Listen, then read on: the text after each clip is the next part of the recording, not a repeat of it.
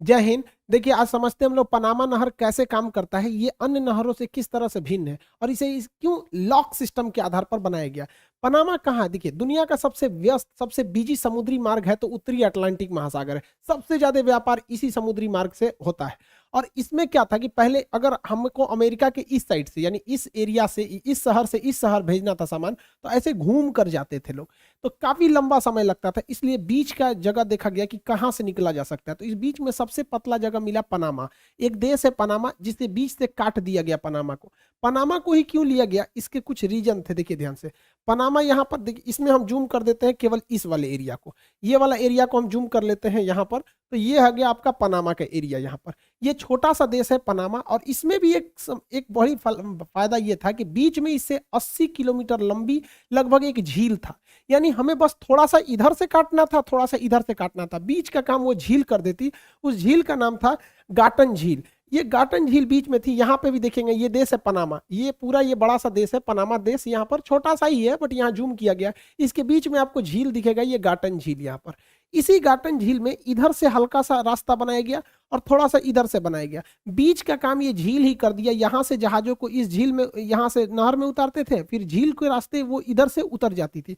बस इतना ही कर देने से यहाँ से यहाँ चक्कर न लगाना पड़ा। अब किसी को यहाँ से यहाँ डायरेक्ट चक्कर लगाने की अब जरूरत ही नहीं थी, सीधे आता था यहाँ से और यहाँ चला जाता था। आइडिया तो बड़ा सिंपल था, लेकिन एक समस्या ये थी, ये रहा समुंदर और ये है समुंदर, ये बीच की तो जमीन है ना, तो जमीन तो जेन्युइन ऊपर रहेगी, और इस जमीन पर एक गड्ढा है, गड़हा है, तो उस गड़हा की जो गहराई है उस समुद्र के बराबर तो रहेगी नहीं।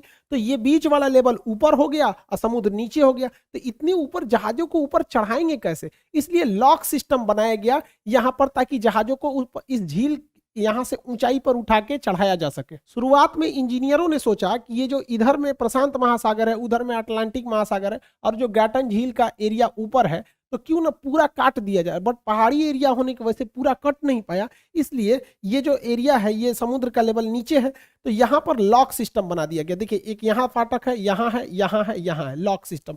जहाजों को अब इसमें पूरी तरह से पानी भर दिया जाता है। जहाज जब इसमें आ जाती है तो दोनों ओर के दरवाजे बंद करके पाइप पंप से, जैसे इधर बहुत ज्यादा जलाशय है, यहाँ से पानी भरा जाता है, तो ये जहाजें ऊपर उठ जाती हैं। तो इसे जबरदस्ती पानी भर के सी लेवल से उठाया जाता है इस लॉक के मदद से। जितना मेहनत है बस इसे लेवल से उठाने में है। एक बार इस लॉक में जहाज आ जाती है तो इसके बाद से हम लोग फिर आगे का फाटक खोल देते हैं। आगे का फाटक खोल देते हैं, पीछे का नहीं खोलते हैं, वरना लेवल बढ़ सेम हो जाएगा। फिर इसमें से इसमें पहुंचाते हैं, इसमें से इसमें पहुंचाते हैं। बस एक बार ये 3 ठो फाटक पार कर गया ना, तो आगे गाटन झील में पहुंच गया। तो गाटन झील में कोई समस्या ही नहीं, वो जहाज को ले जाने के लिए एकदम नॉर्मल है।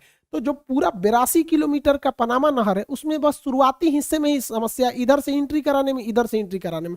बीच वाले में समस्या नहीं है। जैसे समझिए कि हमको इसमें से पानी इसमें भेजना है, तो डायरेक्ट ऊपर से तो भेज ही नहीं सकते, तब कैसे भेजना है हमें? हम लोग को यहाँ से यहाँ एक कनेक्शन जोड़ देना है पाइप से। तो यहाँ से यहाँ जब हम एक कनेक्शन जोड़ देते हैं तो ये तो हो गया, आपस में जुड़ गया। अब हमें इसको पार नहीं करना है, इसी रास्ते हम इसमें से इसमें जा सकते हैं। वही काम किया गया यहाँ पर। आप इस इमेज में अच्छे से देख सकते हैं, इस साइड में अटलांटिक ओशियन है और इस साइड में पैसिफिक ओशियन है। अब इसमें देखिए आप, इसका लेवल कितना नीचे है और इसका भी लेवल नीचे है। अब समुद्र, दुनिया के जितने भी समुद्र है उन सबका लेवल बराबर होता है, लेकिन बीच की जमीन उठी हुई है, जिसमें ये आपका गाटन झील है। ये झील ही लगभग 80 किलोमीटर है, जबकि पूरी नहर की लंबाई जो है 82 किलोमीटर। यानी बस 1 किलोमीटर इधर आदमी ने मेहनत किया और 1 किलोमीटर इधर आदमी ने मेहनत किया, और इसे कई लॉक में बैठाया। जहाज को पहले इसमें रखा, पानी भर के थोड़ा उठाया, फिर इसमें से इसमें भेजा, पानी भर के उठाया, फिर इसमें, उसके बाद ये झील में आराम से पहुंचा दिया। और फिर यहाँ पे क्या किया, इसका पानी का लेवल नीचे किया, फिर इसमें लाया, नीचे करके इसमें लाया, फिर इसमें छोड़ दिया। पानी के लेवल को ऊपर और नीचे करने के लिए इन तीनों जो लॉक चेम्बर हैं, इन्हें आपस में पाइप द्वारा अंदर से कनेक्ट किया जाता है। देखिए, जब शिप प्रवेश करती है ब्लॉक इसके एक ब्लॉक में, तो दोनों ओर से फाटक को बंद कर दिया जाता है। फिर इसके जलस्तर को उठाने के लिए इससे इस पंप के थ्रू पानी इसमें डाल दिया जाता है, बराबर हो गया। अब इसमें से वो शिप इसमें आएगा, फिर ये यहाँ से फाटक बंद हो जाएगा। इसके पानी को इस पंप के थ्रू इसमें भेजा जाएगा, दोनों का लेवल बराबर हो गया। अब वो इसमें आएगा। अब ये नीचे रह गया तो यहाँ से पंप से पानी इसमें चढ़ा दिया जाएगा। अब ये बराबर हो गया, अब ये क्रॉस कर जाएगा गाटन लेक में। सेम वही कंसेप्ट इसे वापस लेक से जाने के लिए किया जाता है। इसका लेवल ऊपर है तो इसे नीचे किया जाएगा, फिर दूसरे ब्लॉक सेक्शन में भेजा जाएगा, इसका लेवल ऊपर है तो अब इसे नीचे किया जाएगा, जबकि प्रवेश कराते समय ऊपर कर रहा था। उसी तरह अब जैसे ये मेन सी लेवल है, इसको बराबर करने के लिए यहां करके फिर इस गेट से इसको निकाल दिया जाएगा। इस नहर की जो लंबाई है पर लॉक की, जो लॉक चेंबर है, 320 मीटर है, इसलिए 320 मीटर से ज्यादा बड़े जहाज इसमें फिट नहीं हो सकते। और चौड़ाई जो है वो 34 मीटर है, तो इसमें जहाजों की साइज फिक्स होती है। तो जहाज बनाने वाली कंपनियां भी जो जहाज की चौड़ाई और लंबाई बनाती हैं, उन नहर को ध्यान में रखकर बनाती हैं कि इस नहर को क्रॉस कर जाए वो जहाज। और इस लॉक में जो पानी भरा जाता है जिससे जहाज का लेवल उठे, उसके लिए साइड साइड में रिजर्वायर बनाए गए हैं। ये लाखों लीटर पानी को रिजर्व करते हैं, बल्कि इसी में से देखिए यहाँ से मोड़ के रिजर्वायर में पानी जाने का जगह बनाया गया, और वो इसमें से इसमें पानी छोड़ देते हैं जिससे कि इसका लेवल उठ जाता है। देखिए जो फाटक होता है इसे बंद कर दिया जाता है। बंद करने के बाद दोनों ओर के फाटक के बीच में जहाज आ जाती है और उसमें बड़े मात्रा में पानी भरा जाता है, जिससे जहाज का लेवल उठ जाता है और वो आगे के ब्लॉक के बराबर हो जाता है, ताकि वो उस लेक के लेवल में बराबर आ जाए, झील के बराबर में। जब ये लेक के बाद आगे प्रवेश करता है तो इसमें फाटक होते हैं, फाटक खुल जाता है, फिर आगे वाला ये वाला जो फाटक होता है इसको खोला जाता है, इस बीच इसका जलस्तर को उठाया जाता है। फाटक को खोलकर इसे मेन लेक जो है वहां पे प्रवेश करा दिया जाता है। इतने पतले जगह में, इतने कंजस्टेड जगह में अगर जहाज अपने खुद के इंजन से चलेगा तो नहर तोड़ देगा, इसलिए इस जहाजों को इसमें लाने का काम छोटी छोटी ट्रेन के इंजन के साइज की गाड़ियों को दिया जाता है, जिनसे हम लोग म्यूल्स कहते हैं। ये म्यूल्स जो होते हैं ट्रेन के पटरी पर चलते हैं, बहुत ही पावरफुल इंजन होता है इनका, यही इन्हें खींच रहे होते हैं। यहाँ पे देखिएगा ये जब म्यूल्स हैं सब दोनों ओर से इसे बांध के खींचते हैं। इससे दो फायदा होता है, एक तो इन्हें थोड़ी सी स्पीड से खींच ले जाते हैं, दूसरा इन्हें बैलेंस करके रखे रहते हैं। दोनों ओर से वायर की लंबाई फिक्स रहती है, तो ना ये उधर जाता है ना ये इधर आता है। और ये जो छोटी छोटी ट्रेन के शेप में इंजन देख रहे थे यही इसे खींचती है, ये बहुत ही पावरफुल होती है। ये जो इंजन शेप में देख रहे हैं इसे म्यूल बोला जाता है, यही इसे बांध के खींच रही होती है दोनों ओर से। जो झमेला हुआ इस लॉक चेंबर को पार करने में हुआ है। देखिए यहाँ जहाज इस लॉक में फंसी हुई है, अब इसमें इधर से पानी इसमें भरा जाएगा ताकि इसका लेवल उठे, फिर इसमें फाटक खोल के इसमें इसमें ले जाया जाएगा, फिर ऐसे करके एक एक फाटक खोल के गाटन झील में उतार दिया जाएगा। यहाँ उतरा तो फिर ये तो आपसी समुंदर है, इसमें से ये इजीली निकल जाता है। शुरुआत में इस नहर को बनाने का काम फ्रांस ने लिया था, लेकिन फ्रांस थक के इसे छोड़ दिया, फिर इसे यूएस ने बनाया, क्योंकि अमेरिका के लिए यह बहुत ही ज्यादा फायदेमंद था। अमेरिका की इस कोना से इस कोना पर जाने के लिए इसे काफी लंबी दूरी तय करनी पड़ती थी, लगभग 5000 किलोमीटर का ये डिस्टेंस होता था, और इसे ट्रेवल करने में 15 दिन लगते थे। इस रास्ते से अगर ट्रेवल किया जाए तो ये 15 दिन आप जोड़ रहे हैं, तो सोचिए 15 दिन में कितना फ्यूल, कितना इसका डीजल जलेगा। 15 दिन तक वहां के कर्मचारियों को खाना दीजिए, वहां पे जो है उसे उतने दिन एक्स्ट्रा की फ्यूल दीजिए, मतलब सैलरी दीजिए, हर चीज का एक्सपेंस बढ़ जाता है। दूसरा कि बहुत सी ऐसी चीजें होती हैं जिनका ट्रांसपोर्टेशन बहुत जल्दी करना होता है, 15 दिन में वो चीजें खराब हो जाती हैं। जैसे खाने वगैरह का आइटम रहेगा तो खराब हो जाएगा इतना दिन में, तो इसलिए आप देखेंगे तो ये बहुत ज्यादा डिस्टर्बिंग था अमेरिका के लिए। इसलिए अमेरिका ने ये शॉर्टकट रास्ता को बनवाने के लिए आगे आया। फ्रांस ने इससे जब अपना पल्ला झाड़ लिया तो ये ओल्ड हो गया रास्ता।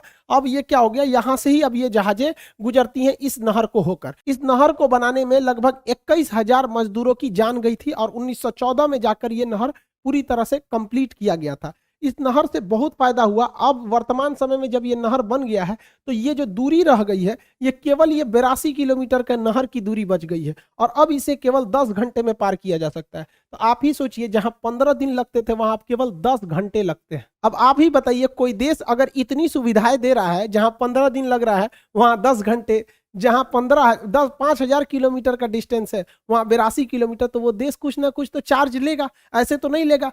तो अमेरिका पहले बनाया था, तो पनामा बाद में इसे राष्ट्रीयकृत घोषित कर दिया कि भैया तुम्हारा अब जाओ, इस पे मेरा कब्जा रहेगा। अब इसका पूरी अर्थव्यवस्था पनामा की इसी पर चलती है। इसके लिए वो टोल टैक्स लेता है, यानी फीस लेता है इस नहर से गुजरने के लिए। जो कंटेनर होते हैं, ये शिप, कंटेनर शिप, इस पे औसतन 5,000 कंटेनर लादे जाते हैं। इस शिप पर 5,000 ऐसे कंटेनर को लाद दिया जाता है। और पनामा नहर की जो अथॉरिटी है वो प्रत्येक कंटेनर $90 चार्ज करती है।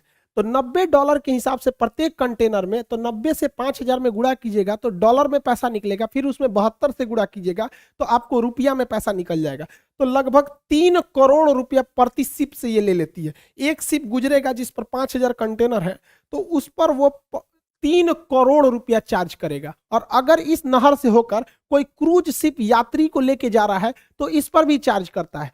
तो इस पर वो प्रति यात्री $150 चार्ज करता है। $150 प्रति यात्री के हिसाब से अगर ये चार्ज करेगा तो किसी क्रूज शिप में आज के वक्त में लगभग 4000 लोग रहते हैं। तो 4000 में आप $150 के गुणा करेंगे, फिर उसमें 72 से गुणा करेंगे तो वो रुपया में आएगा, तो 4 करोड़ रुपया प्रति शिप लेगा। यानी अगर कंटेनर वाला जा रहा है तो 3 करोड़ ले रहा है, लगभग 3 करोड़ से ज्यादा ही लेता है, लगभग 3 करोड़ लेता है।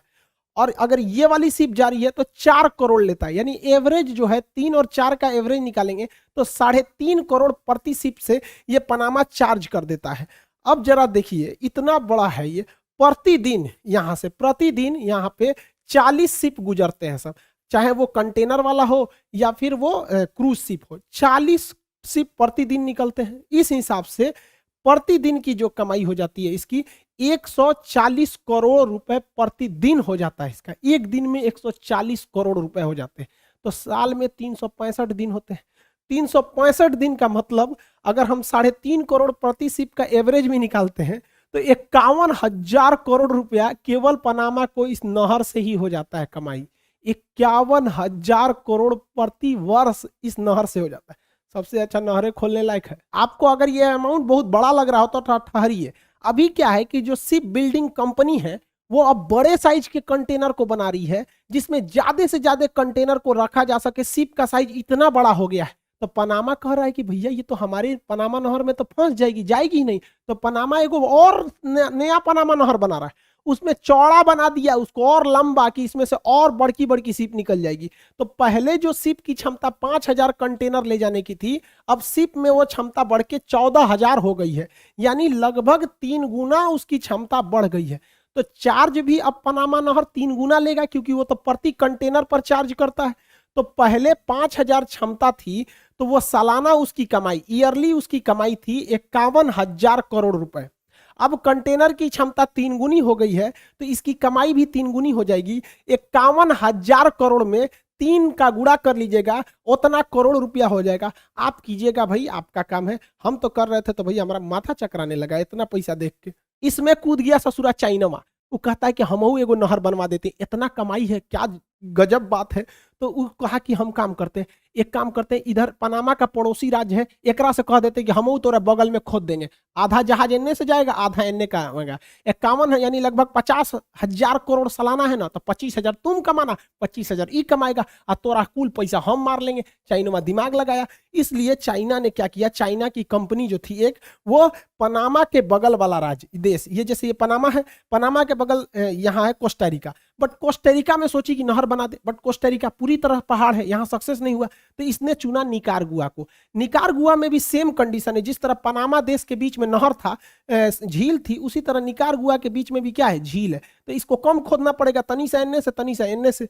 अब ये पनामा का प्रतिद्वंदी नहर बनाने के लिए रेडी हो गया चाइना। लेकिन देखिए गड़बड़ क्या हो गया, ऊपर वाला भी बहुत होशियार है।